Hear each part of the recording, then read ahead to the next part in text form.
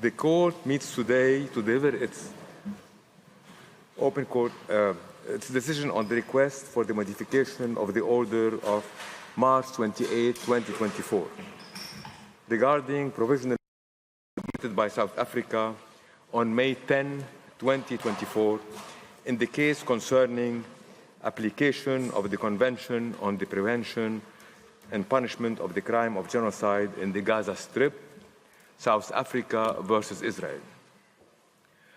For reasons made known to me, Judges Abraham, Shwe, and Iwasawa, who duly participated in the deliberation and the final vote, are not in a position to take. Judge ad hoc Barak, who also duly participated in the deliberations and the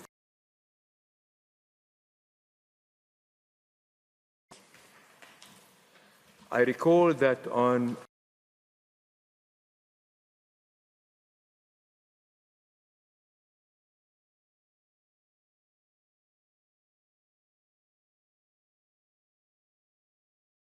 alleged violations in the Gaza Strip of on the prevention and punishment of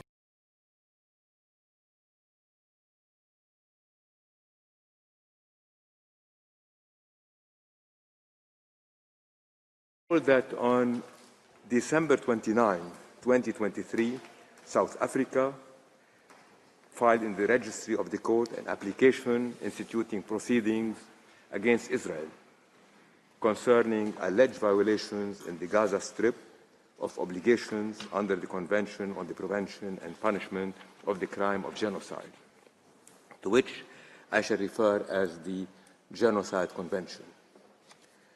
The application of South Africa contained a request for the indication of provisional measures.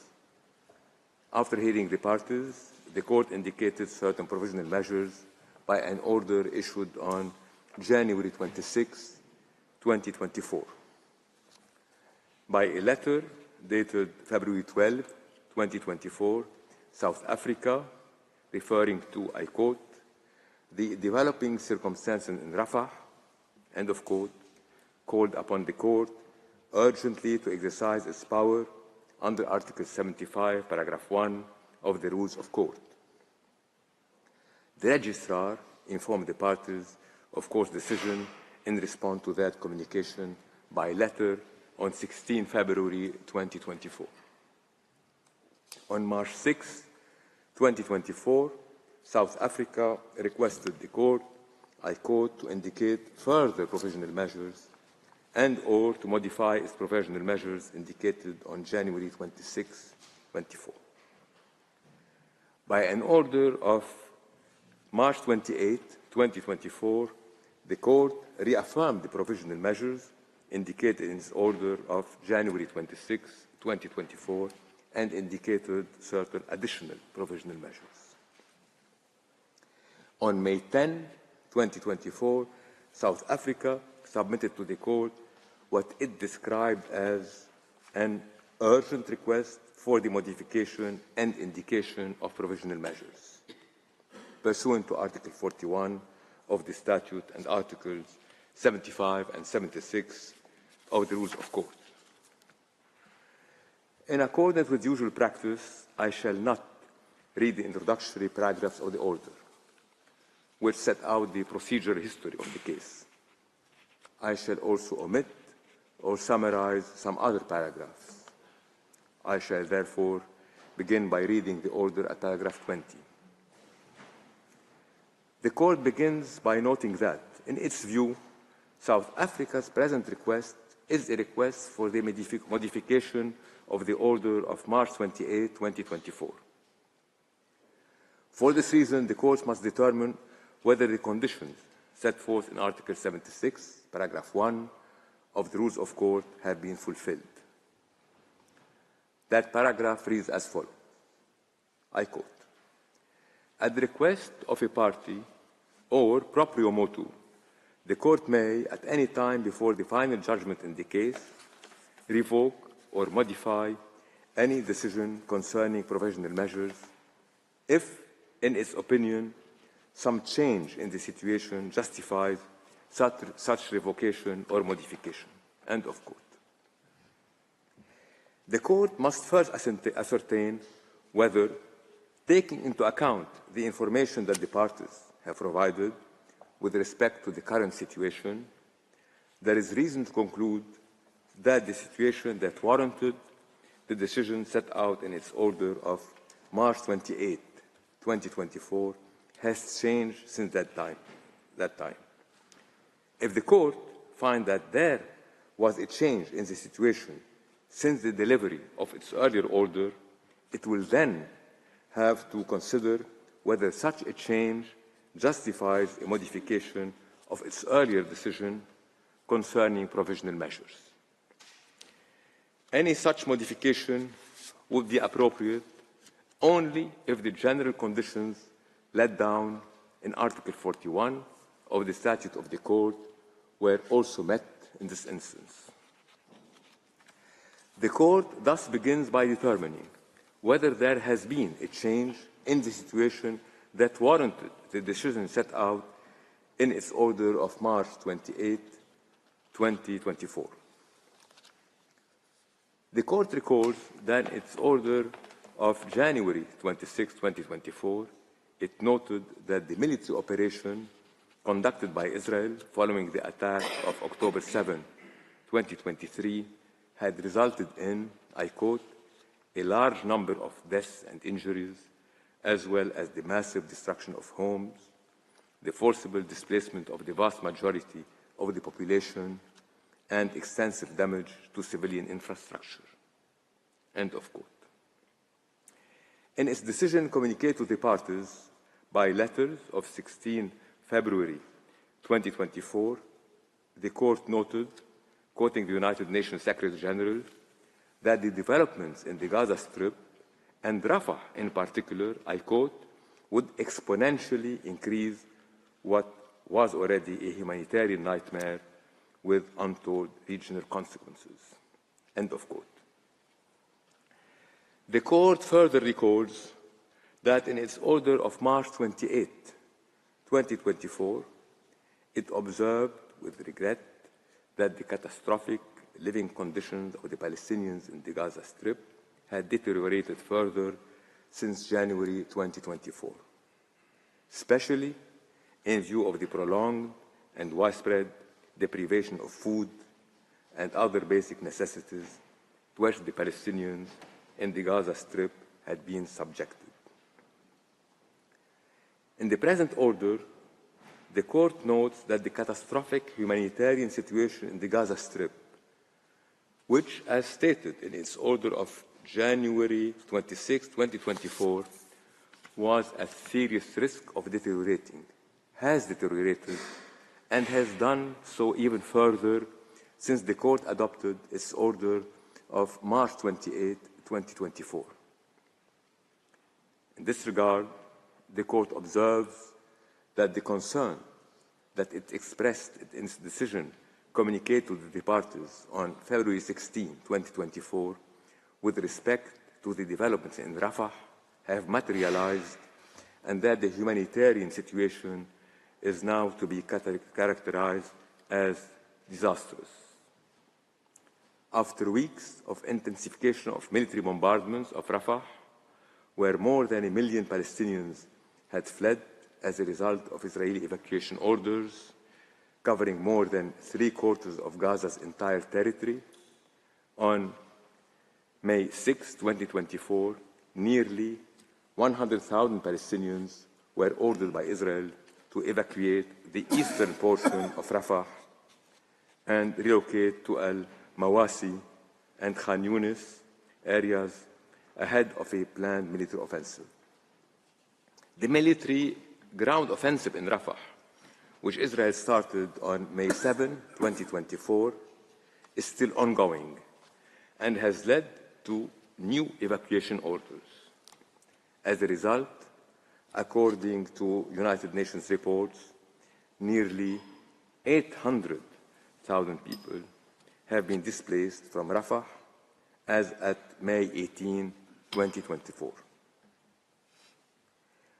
The Court considered that the aforementioned developments which are exceptionally grave, in particular the military offensive in Rafah and the resulting repeated large-scale displacement of already extremely vulnerable Palestinian population in the Gaza Strip, constitute a change in the situation within the meaning of Article 76 of the Rules of Court.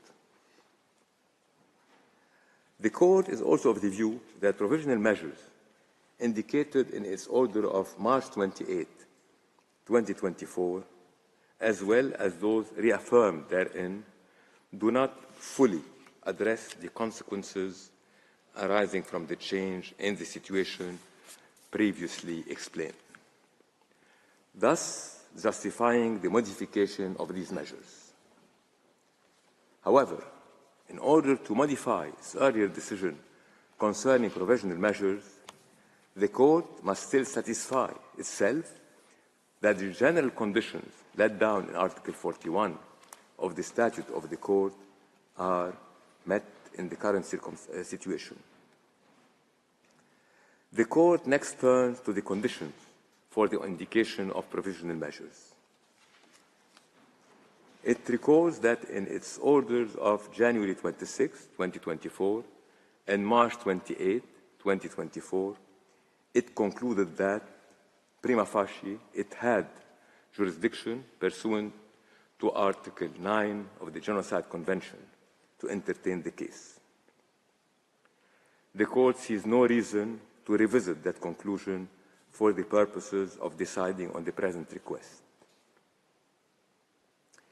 In the order of January 26, 2024, the Court also found that at least some of the rights claimed by South Africa under the Genocide Convention and for which it was seeking protection were plausible, namely the right of the Palestinians in Gaza to be protected from acts of genocide and related prohibited acts mentioned in Article 3, and the right of South Africa to seek Israel's compliance with the latter's obligation under the Convention.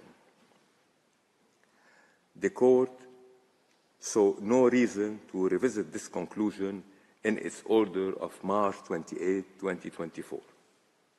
The Court likewise sees no reason to do so for the purposes of deciding on the present request. It further considers that, by their very nature, at least some of the provisional measures sought pursuant to the present request are aimed at preserving the rights claimed by the applicant that the Court has found to be plausible. The Court must next consider whether the current situation entails a risk of irreparable prejudice to the plausible rights claimed by South Africa and whether there is urgency.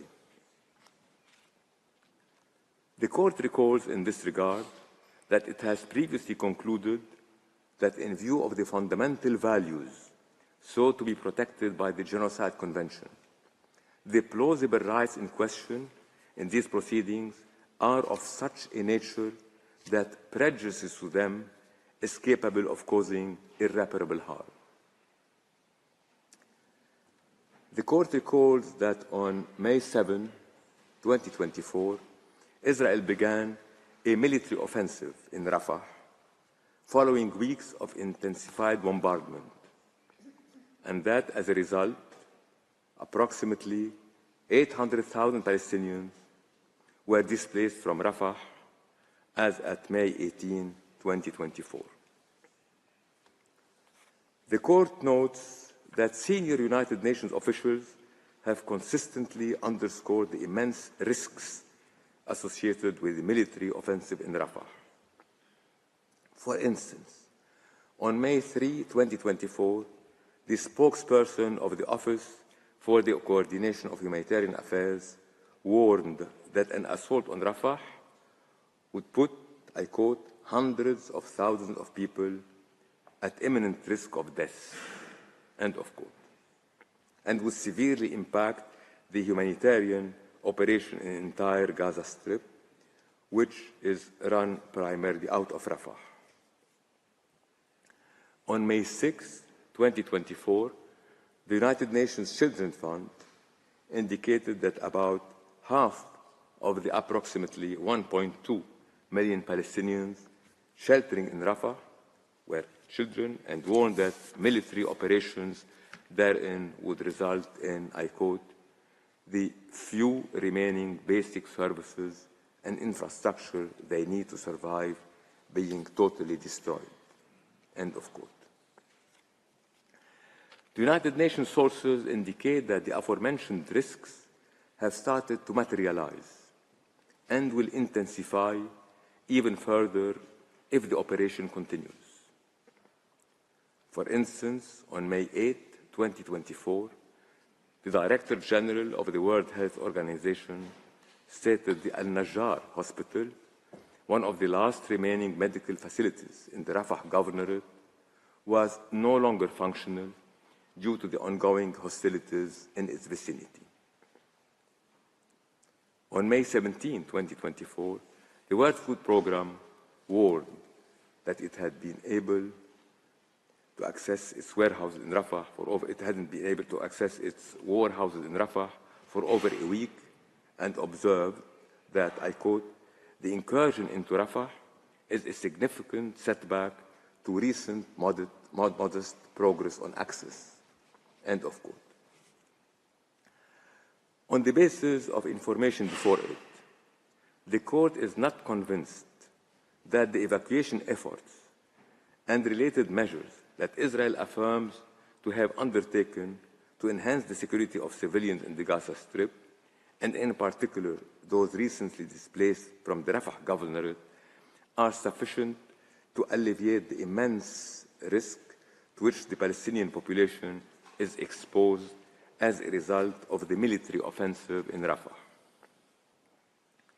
The court observed, for instance, that according to a statement by the Commissioner General of the United Nations Relief and Works Agency for Palestine refugees in the Near East, Mr. Philippe Lazzarini, on May 18, 2024, I quote, "The areas that peoples are fleeing to now do not have safe water supplies or sanitation facilities. Al-Mawasi, as one example, is a sandy 14 square kilometer agricultural land where people are left out in the open with little to no buildings or roads. It lacks the minimal conditions to provide emergency humanitarian assistance in a safe and dignified manner," end of quote. The court observed that Israel has not provided sufficient information concerning the safety of the population during the evacuation process, or the availability in Al-Mawasi area of the necessary amount of water, sanitation, food, medicine, and shelter for the 800,000 Palestinians that have evacuated thus far. Consequently, the court is of the view that Israel has not sufficiently addressed and dispelled the concerns raised by its military offensive in Rafah. In light of the considerations set out in the preceding sections of the order, and taking account of the provisional measures indicated in its orders of January 26, 2024 and March 28, 2024, the court finds that the current situation arising from Israel's military offensive in Rafah entails a further risk of irreparable prejudice to the plausible rights claimed by South Africa, and that there is urgency in the sense that there exists a real and imminent risk that such prejudice will be caused before the court gives its final decision. The court concludes, on the basis of the aforementioned considerations, that the circumstances of the case require to modify its decision set out in its order of March 28, 2024. The court recalls that in accordance with Article 75, paragraph 2 of its rules, when a request for the indication of provisional measures has been made, it has the power under its statute to indicate measures that are not in whole or in part other than those requested.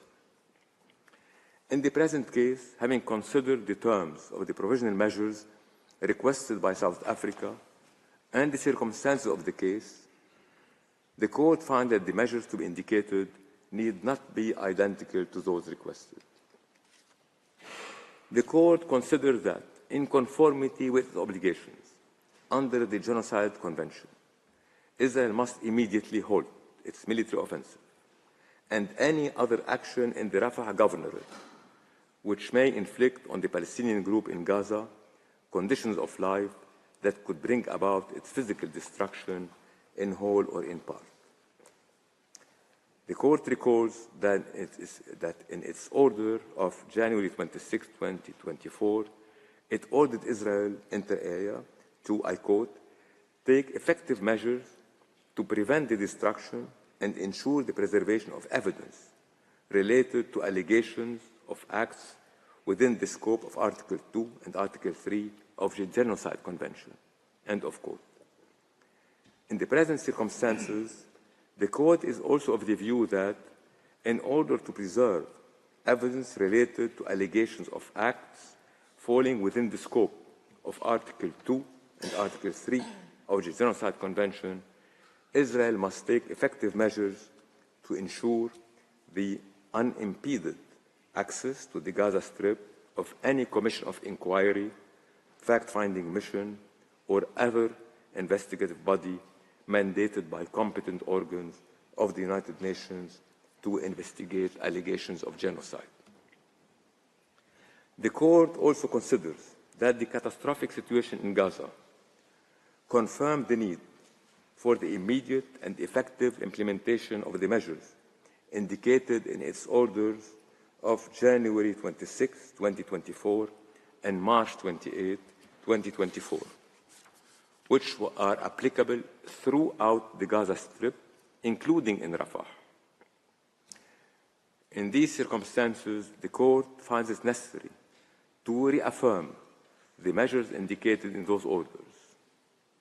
In so doing, the Court wishes to emphasize that the measure indicated in paragraph 51(2)(a) of its order of March 28, 2024, requiring, I quote, the unhindered provision at scale by all concerned of urgently needed basic services and humanitarian assistance, end of quote, necessitates that the respondent maintain open land crossing points, and in particular the Rafah crossing. In view of the specific provisional measures it has decided to indicate, the Court considered that Israel must submit a report to the Court on all measures taken to give effect to this order within 1 month from the date of this order. The report so provided will then be communicated to South Africa, which shall be given the opportunity to submit to the Court its comments thereon. The Court recalls that its orders on provisional measures under Article 41 of the statute have binding effect and thus create international legal obligations for any party to whom the provisional measures are addressed. The Court underlined that the present order is without prejudice to any findings concerning the respondent's compliance with the orders of January 26, 2024 and March 28, 2024. In its orders of January 26, 2024 and March 28, 2024, the Court expressed its grave concern over the fate of the hostages abducted during the attacks in Israel on October 7, 2023, and held since then by Hamas and other armed groups, and called for their immediate and unconditional release. The Court finds it deeply troubling that many of these hostages remain in captivity and reiterates its call for their immediate and unconditional release. I shall now read out the operative part of the order. For these reasons, the Court, by 13 votes to 2, reaffirms the provisional measures indicated in its orders of 26 January 2024 and March 28, 2024, which should be immediately and effectively implemented. In favor, President Salam, Judges Abraham, Yusuf, Shway, Bandari, Iwasawa, Nolte, Charlesworth, Brandt, Gomez-Robledo, Cleveland, Oresco, Tladi. Against, Vice President Sebutinde, Judge ad hoc Barak. 2. Indicates the following provisional measures.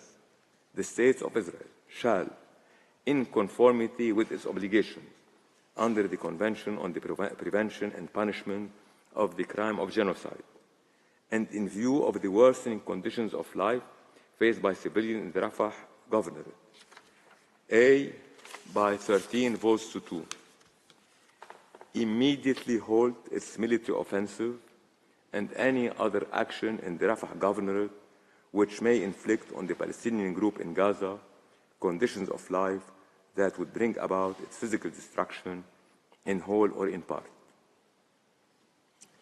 In favor, President Salam, Judges Abraham, Yusuf, Shway, Bandari, Iwasawa, Nolte, Charlesworth, Brandt, Gomez-Robledo, Cleveland, Oresco, Tladi.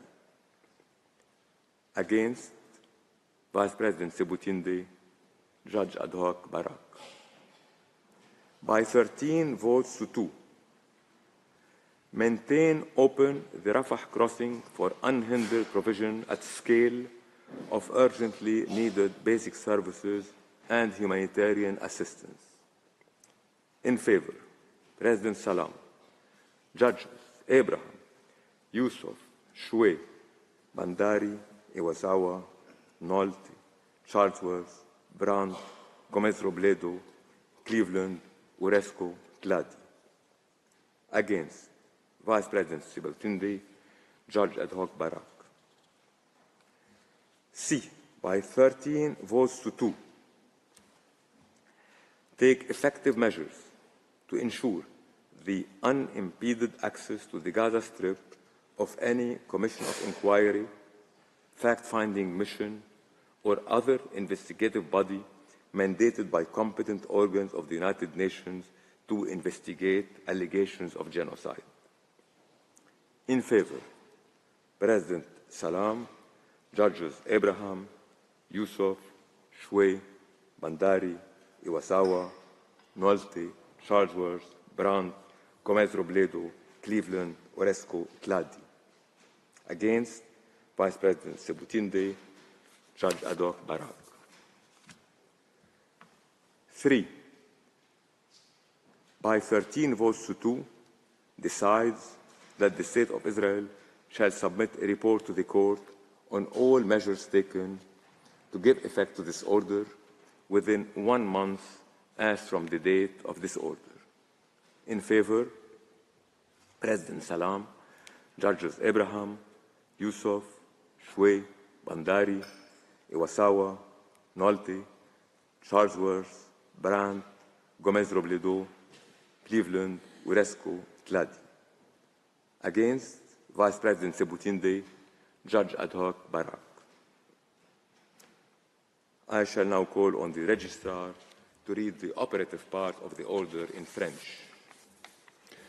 Par ces motifs, la Cour, 1, par 13 voix contre 2, réaffirme les mesures conservatoires indiquées dans ses ordonnances des 26 janvier et 28 mars 2024 qui doivent être immédiatement et effectivement mises en œuvre. Pour M. Salam Président, M. Abraham Youssouf, Mme Shway, M. Bandari Iwasawa Nolte, Mme Charlesworth, M. Brandt Gomez-Robledo, Mme Cleveland, M. Orescu Tladi, juge. Contre, Mme Sebutinde, vice-présidente, M. Barak, juge ad hoc. 2. Indique les mesures conservatoires suivantes.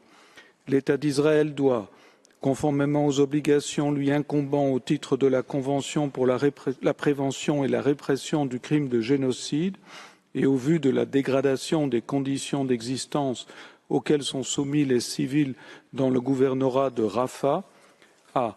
Par 13 voix contre 2, arrêter immédiatement son offensive militaire et toute autre action menée dans le gouvernorat de Rafah qui serait susceptible de soumettre le groupe des Palestiniens de Gaza à des conditions d'existence capables d'entraîner sa destruction physique totale ou partielle. Pour M. Salam Président, M. Abraham Youssouf, Mme Choué, M. Bandari Iwasawa Nolt, Mme Charlesworth, M. Brandt Gomez Robledo, Mme Cleveland, M. Orescu Tladi, juge, contre Mme Sebutinde, vice-présidente, M. Barak, juge ad hoc. B. Par 13 voix contre 2, maintenir ouvert le point de passage de Rafah pour que puisse être assurée, sans restriction et à grande échelle, la fourniture des services de base et de l'aide humanitaire requis de toute urgence. Pour M. Salam Président, M. Abraham Youssouf, Mme Choué, M. Bandari Iwasawa Nolt, Mme Charlesworth, M. Brand Gomez Robledo, Mme Cleveland, M. Orescu Tladi, juge, contre Mme Sebutinde, vice-présidente, M. Barak, juge ad hoc. C. Par 13 voix contre 2, prendre des mesures permettant effectivement de garantir l'accès sans entrave à la bande de Gaza à toute commission d'enquête, toute mission d'établissement des faits ou tout autre organisme chargé par les organes compétents de l'Organisation des Nations Unies d'enquêter sur des allégations de génocide. Pour M. Salam Président, M. Abraham Youssouf, Mme Choué, M. Bandari Iwasawa Nolt, Mme Charlesworth, M. Brand Gomez Robledo, Mme Cleveland, M. Orescu Tladi, juge, contre Mme Sebutinde, vice-présidente, M. Barak, juge ad hoc. 3. Par 13 voix contre 2, décide que l'État d'Israël devra, dans un délai d'1 mois à compter de la date de la présente ordonnance, soumettre à la Cour un rapport sur l'ensemble des mesures qu'il aura prises pour donner effet à cette ordonnance. Pour M. Salam Président, M. Abraham Youssouf, Mme Choué, M. Bandari Iwasawa Nolt, Mme Charlesworth, M. Brand Gomez Robledo, Mme Cleveland, M. Orescu Tladi, juge, contre Mme Sebutinde, vice-présidente, M. Barak, juge ad hoc. Vice President Sebutinde appends a dissenting opinion to the order of the court. Judges Nolte, Orescu, and Tladi append declaration to the order of the court. Judge ad hoc Barak appends a dissenting opinion to the order of the court. The text of the order is available from today in typescript. It will be available shortly on the court's website. The printed text will be available in due course. As the court has no further business before it today, I declare the sitting closed.